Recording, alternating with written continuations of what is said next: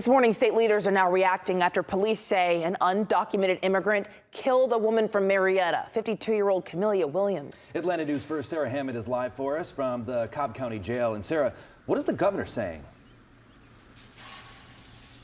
Well, Governor Brian Kemp released a statement saying anyone who is here illegally and commits a crime will face the full weight of the justice system, and they will work to remove them from the country. Now, Hector Rivas is from Honduras and has been here in the U.S. illegally since 2021, according to ICE. And U.S. Representative Marjorie Taylor Greene said in a statement as well that deportation is not enough for Rivas and is calling for the death penalty.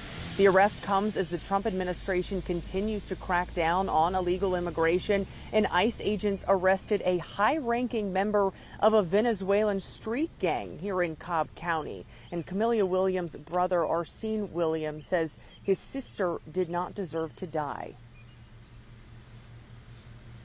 We want to be there for his trial. I think he needs to pay for what he did.